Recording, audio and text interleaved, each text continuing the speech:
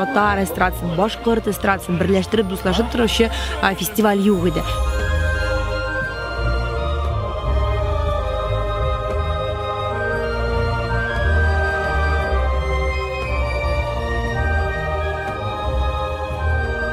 Мындай халыклар дуслыгы концерты күптәннән көтелгән. Бүген без Кремльдә, бүген без бергә. Татар, башкорт, татар.